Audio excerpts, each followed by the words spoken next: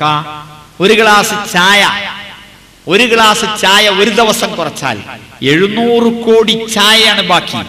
700 കോടി രൂപയാണ് ബാക്കി. 700 കോടി രൂപയാണ് ബാക്കി. ബുദ്ധിയല്ലേ? റസൂലുള്ളാഹി പഠിപ്പിക്കുന്നു ഭക്ഷണം കുറക്കാൻ. കുലു വശ്റബു, തിന്നുവിൻ കുടിക്കുവിൻ, വലാ തുസ്രിഫു, അമിതമാകാതിരിക്കുവിൻ. സഅദ് റളിയല്ലാഹു അൻഹു ഒതുവെടുക്കുമ്പോൾ റസൂലുള്ളാഹി ചോദിക്കുന്നു, എന്താടോ ധൂർത്തടിക്കുന്നത്?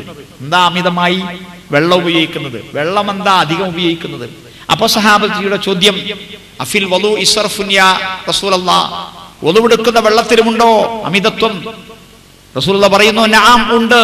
വലൗ കുൻത അലാ നഹരിൻ ജാരിൻ, ഒഴുകുന്ന പുഴയുടെ കരക്കാണ് നീയെങ്കിലും. അപ്പോൾ ഉണ്ട്. അപ്പോൾ ബുദ്ധിയുള്ളവർ വെള്ളം കുറച്ച് ഉപയോഗിക്കാവൂ. ടാപ്പ് അങ്ങനെ തുറന്നു വെച്ച് സംസാരിക്കരുത്. ഷവർ തുറന്നു വെച്ച് സംസാരിക്കരുത്. വേഗം കുളിക്കുക. റസൂലുള്ളാഹി സ്വല്ലല്ലാഹി അലൈഹി വസല്ലം ഇതാ ഇത്ര വെള്ളം കൊണ്ട് കൊടുക്കുമായിരുന്നു. ഇങ്ങനെയുള്ള 4 കോരൽ കൊണ്ട് റസൂലുള്ളാഹി കുളിക്കുമായിരുന്നു. അപ്പൊ ഒരു സഹാബി പറയുകയാണ്, ഒരു താബി പറയുകയാണ് സഹാബിയോട്, എനിക്കതിന് കഴിയില്ല. അപ്പൊ റസൂലുള്ളാഹി ഉദ്ദേശിച്ചുകൊണ്ട് സഹാബി പറയുകയാണ്, നിന്നെക്കാൾ തിങ്ങി നിറഞ്ഞ മുടിയുള്ള നബി ഇത്ര വെള്ളം കൊണ്ട് കുളിച്ചിട്ടുണ്ട്. വെള്ളം കുറക്കുക, ഭക്ഷണം കുറക്കുക, പേസ്റ്റ് കുറക്കുക. ബ്രഷിന്റെ അങ്ങേയറ്റം വരെ 2 പ്രാവശ്യം തേച്ചിട്ടല്ല, കുറച്ച് മതി, ആവശ്യത്തിന് മതി. അതാണ് റസൂലുള്ളാഹി പഠിപ്പിക്കുന്നത്. ഇന്ന ദീന യുസ്റുൻ, മതം വളരെ എളുപ്പമാണ്. ആരാണോ ഈ മതത്തെ കട്ടിക്കൂട്ടുന്നത് അത് അവസാനം അവനെ തോൽപ്പിച്ചു കളയും. ഏറ്റവും ശ്രേഷ്ഠമായ കല്യാണം ഏറ്റവും ചെലവ് കുറഞ്ഞതാണെന്ന് റസൂലുള്ളാഹി. നല്ല കല്യാണം നമ്മൾ എപ്പോഴാ പറയല്? ബിരിയാണി എന്നിട്ട് പല്ല് കുത്തുമ്പോ അല്ലേ? റസൂലുള്ളാഹി പഠിപ്പിക്കുന്നു, ഏറ്റവും നല്ല കല്യാണം ഏറ്റവും ചെലവ് കുറഞ്ഞതാണ് എന്ന്. ഇങ്ങനെ എല്ലാ രംഗത്തും നമ്മൾ മിതത്വം പാലിക്കുക, അമിതമാകാതിരിക്കുക. ഇതാണ് ബുദ്ധിയുള്ളവരുടെ ലക്ഷണം. അപ്പോൾ ഇതിനാകണം ബുദ്ധി, അല്ലാതെ മതത്തെ കളിയാക്കാനാകരുത്. നമ്മുടെ സമൂഹത്തിൽ ഒരുപാട് ആളുകളുണ്ട് മതത്തെക്കുറിച്ച് വിവരമില്ലാതെ അഭിപ്രായങ്ങൾ പറയുന്നവർ. റസൂലുള്ളാഹി സ്വല്ലല്ലാഹു അലൈഹി വസല്ലം പറയുന്നു, ഒരു കാലഘട്ടം വരാൻ പോകുന്നു, ഇത്തഖദൂ റൂസൻ ജുഹാലൻ, വിവരമില്ലാത്തവരെ നേതാക്കന്മാരാക്കി വെക്കും. പള്ളി കമ്മിറ്റി, കോളേജ് കമ്മിറ്റി, മദ്രസ കമ്മിറ്റി, യതീംഖാന കമ്മിറ്റി, നാട്ടിലുള്ള മതപരമായ ഒരുപാട് സ്ഥാപനങ്ങളുടെ കമ്മിറ്റികൾ ആരെയാണ് നേതാക്കന്മാരാക്കുക? വിവരമില്ലാത്തവരെ. ചിലപ്പോ വിവരമുള്ളവർ ആരും അതിലുണ്ടാവൂല. അവരോട് ആരെങ്കിലും ഒക്കെ മതത്തെപ്പറ്റി സംശയങ്ങൾ ചോദിക്കും. അറിവില്ലാതെ ഒരു ഫത്വ കൊടുക്കും. ഫളല്ലു, അവർ പിഴച്ചു. വഅളല്ലു, അവർ പിഴപ്പിക്കുകയും ചെയ്തു. നഊദുബില്ലാ. അതുകൊണ്ട് അറിവില്ലാത്ത കാര്യങ്ങളെപ്പറ്റി അഭിപ്രായം പറയരുത്. അല്ലാഹു ഖുർആനിൽ പറയുന്നു, വലാ തഖ്ഫു മാ ലൈസ ലക ബിഹി ഇൽമുൻ, നിനക്ക് വിവരമില്ലാത്തതിന്റെ പിന്നാലെ നീ പോകരുത്. ഇന്ന സമഅ വൽ ബസറ വൽ ഫുആദ കുല്ലു ഉലൈക കാന അൻഹു മസ്ഊല. കേൾക്കുന്നതിനെപ്പറ്റി, കാണുന്നതിനെപ്പറ്റി, ചിന്തിക്കുന്നതിനെപ്പറ്റി അഥവാ കേൾവിയെപ്പറ്റി, കണ്ണിനെപ്പറ്റി, ഹൃദയത്തെപ്പറ്റി അല്ലാഹു പരലോകത്ത് വെച്ച് ചോദ്യം ചെയ്യും. എന്തേ കേട്ടു, എന്തേ കണ്ടു, എന്തേ ചിന്തിച്ചു, എന്തേ മനസ്സിലാക്കി എന്ന് പടച്ച തമ്പുരാൻ ചോദിക്കും. എല്ലാ അനുഗ്രഹങ്ങളെപ്പറ്റിയും ചോദിക്കും. ആ ബോധം വേണം. നിങ്ങൾ ആലോചിച്ച് നോക്കുക, ആർക്കാണ് അടയാളങ്ങൾ മനസ്സിലാകുക? കോളിംഗ് ബെല്ല് മനസ്സിലാകുക ആർക്കാ? കോളിംഗ് ബെല്ല് കണ്ടാൽ കോളിംഗ് ബെല്ല് അടിച്ചിട്ടേ വീട്ടിൽ കയറാവൂന്ന് ആർക്കാ മനസ്സിലാകുക? 1 ബുദ്ധിയുള്ളവന്, 2 ബുദ്ധി ഉപയോഗിക്കുന്നവന്. ബുദ്ധിയുള്ളവന്, ബുദ്ധി ശരിയായി ഉപയോഗിക്കുന്നവന്. പിരാന്തന് മനസ്സിലാവോ? ഇല്ല. ചെറിയ കുട്ടിയൊക്കെ മനസ്സിലാവോ? ഇല്ല. പോത്തിനോ കീരിക്കോ പാമ്പിനോ ചേരക്കോ മനസ്സിലാവോ? എന്ത്? ഒരു മൂർഖം പാമ്പ് നമ്മളെ പരീക്ക് ഇങ്ങനെ വരിക, അപ്പോഴാണ് വാതിൽ കണ്ട്, ഓ വാതിലുണ്ട്, അപ്പൊ എന്നാ നമുക്ക് കിടക്കാൻ പറ്റില്ല. അവിടെ കോളിംഗ് ബെല്ലടിച്ചിട്ടുണ്ട്, ഒന്ന് കോളിംഗ് ബെല്ലടിച്ചിട്ട് കയറുക എന്ന് പാമ്പ് വിചാരിക്കോ? ഇല്ല. പിന്നെയോ കള്ളം വിചാരിക്കോ? ഇല്ല. ഓന് ബുദ്ധിയില്ലേ? ഉണ്ട്. എന്നാ ഒന്ന് കോളിംഗ് ബെല്ലടിക്കുക, എല്ലാവരും തുറന്നോട്ടെ, എന്നാ സ്വീകരിച്ചോട്ടെ എന്ന് വിചാരിക്കോ? ഇല്ല. ഓടളക്കിട്ട ഇറങ്ങാം അല്ലേ?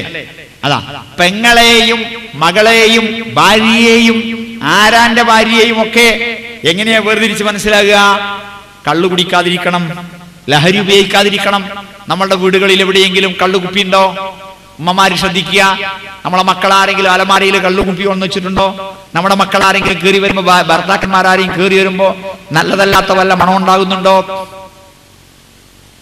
അടയാളങ്ങൾ അറിയില്ലാത്തവരാണവർ. ബുദ്ധി കാശ് കൊടുത്തിട്ട് ബുദ്ധി നശിപ്പിക്കുന്നവരാണവർ. കാശ് കൊടുത്തിട്ട് ബുദ്ധി വാങ്ങുകയാണെങ്കിൽ തിരക്കടില്ല. കാശ് കൊടുത്ത് ബുദ്ധി നശിപ്പിക്കുന്നവരാണവർ. അതാണ് ബീഡി, അതാണ് സിഗരറ്റ്, അതാണ് പുകവലി, അതാണ് മുറുക്ക്. മുറുക്കും ബീഡിയും സിഗരറ്റും പുകവലിയും പൊടിവലിയും ഒക്കെ ബുദ്ധി നശിപ്പിക്കുന്ന കാര്യങ്ങളാണ്.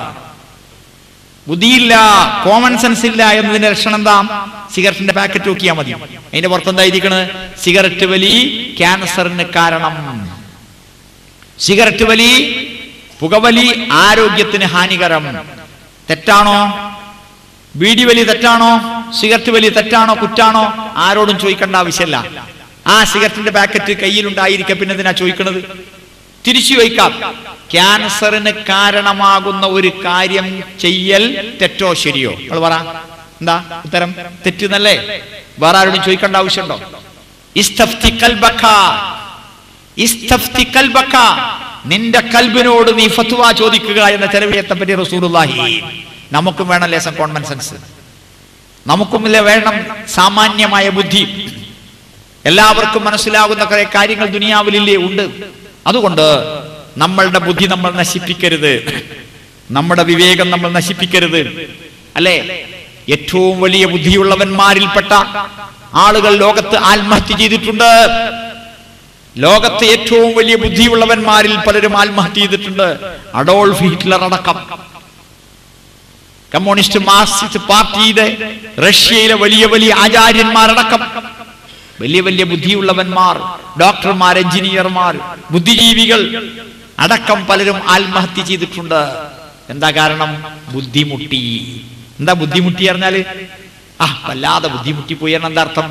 സംഗതി ശരീരത്തിന്റെ മുട്ടല്ലത്, തലന്റെ മുട്ട. ബുദ്ധി മുട്ടിപ്പോയി, ബുദ്ധി മുട്ടിപ്പോയി. എന്താ ചെയ്യേണ്ടത്, എന്താ പറയേണ്ടത് എന്ന് മനസ്സിലാകാതായി. അതുകൊണ്ട് ചങ്ങാതിമാരെ, ബുദ്ധിമുട്ടിക്കരുത്. ഉമ്മമാരെ, ബുദ്ധിമുട്ടിക്കരുത്. ഭാര്യമാരെ, ബുദ്ധിമുട്ടിക്കരുത്. ഭർത്താക്കന്മാരുടെ ബുദ്ധിമുട്ടിക്കരുത്. അവരുടെ ബുദ്ധി മുട്ടിച്ചു പോകരുത്. എന്താ ചെയ്യേണ്ടിന്ന് പിടുത്തം കിട്ടാതെ അവസാനം തൂങ്ങിച്ചാകാനിടയാകരുത്. അതുകൊണ്ട് എല്ലാവർക്കുമുണ്ട് ബുദ്ധി, എല്ലാവർക്കുമുണ്ട് ബുദ്ധി. ആ ബുദ്ധി നമ്മൾ മുട്ടിക്കരുത്. എന്താ പറഞ്ഞ് ഇടങ്ങാറാക്കുക, അവസാനം പോയി പണ്ടാറൊക്കെ പട ചത്തുപോയി എന്ന് പറയാനിടവരുത്. പറയരുത് വേറെ കാര്യം. എങ്ങനെ? സ്വൈരം കെടുക്കരുത്. സമാധാനമായി ശാന്തമായി ജീവിക്കാൻ വിടണം. നിയമങ്ങൾ പഠിപ്പിക്കണം, നിർദ്ദേശങ്ങൾ നൽകണം. അതുകൊണ്ടാ വെറും ഉപദേശം മാത്രം പറ്റൂല. ഉപദേശം ഉപകരിക്കുമെങ്കിൽ ഉപദേശിക്കണം. ഇസ്ലാം മതം ഉപദേശമാണ്, ഖുർആൻ ഉപദേശമാണ്, റസൂലുള്ളാഹി ഉപദേശമാണ്. പക്ഷേ അല്ലാഹു പഠിപ്പിക്കുന്നു, ദാ എപ്പോഴും ഉപദേശം വേണ്ട. കാരണം റസൂലുള്ളാഹി സ്വല്ലല്ലാഹു അലൈഹി വസല്ലം യതഖവ്വലുനാ ബിൽ മൗഇലത്തി, റസൂലുള്ളാഹി ഉപദേശം ഇടക്കിടക്ക് മാത്രം ആക്കുമായിരുന്നു. കറാഹത്തസ്ആമത്തി അലൈനാ, ഞങ്ങൾക്ക് മടുക്കും എന്ന് വിചാരിച്ചിട്ട് മടുക്കാൻ പാടില്ല. എപ്പോഴും ഫ്രഷ് ആയിട്ട് ഇങ്ങനെ നിൽക്കണം. കൊട്ടുവായിടാൻ തുടങ്ങിയ പ്രസംഗം നിർത്തേണ്ടതാണ്. 5 മിനിറ്റ് കൂടിയുള്ളൂ ഇൻഷാ അല്ലാഹ്. എന്താ? ഫദക്കിർ ഇൻ നഫഅതി ദിക്റ. അതാണ് എപ്പോഴും ഉപദേശമല്ല, എപ്പോഴും സ്വൈരം കെടുത്തലല്ല. പിന്നെയോ അതിൻ്റെതായ ചട്ടത്തിന് മട്ടത്തിന് വേണം. അപ്പൊ ബുദ്ധിമുട്ടിക്കരുത്, സ്വൈരം കെടുത്തരുത്, സ്വൈരം കെടുത്തരുത്. അല്ലാഹുവിന്റെ റസൂൽ സല്ലല്ലാഹു അലൈഹി വസല്ലം പറഞ്ഞു, നാഖിസാതു അഖ്ലിൻ വദീനിൻ, പെണ്ണുങ്ങളെ നിങ്ങൾ ബുദ്ധി കുറഞ്ഞവരാണ്, ദീൻ കുറഞ്ഞവരാണ്. എന്നിട്ട് റസൂൽ പറയാണ്, ഇത്ര ബുദ്ധി കുറഞ്ഞ പെണ്ണായിട്ടും ഏറ്റവും വലിയ മനക്കരുത്തുള്ള ഒരു പുരുഷന്റെ ബുദ്ധിയെ അവൾ നശിപ്പിച്ചു കളയുന്നു. റസൂൽ പറയാണ്. അപ്പൊ എന്താ? ചില വിഷയത്തിലേ ബുദ്ധി കുറവുള്ളൂ, ചില വിഷയത്തിൽ നല്ല ബുദ്ധിയാണ്. പെണ്ണുങ്ങൾ മഹാവളഞ്ഞന്മാരാണ്, ഇല്ലേ? നിങ്ങൾ ആലോചിച്ച് നോക്കുക, ഈ ആണുങ്ങളുടെ കയ്യിലെങ്ങാനും കുട്ടികളെ നോക്കാൻ ഏൽപ്പിച്ചിട്ടുണ്ടെങ്കിലും കുട്ടി കരയുമോ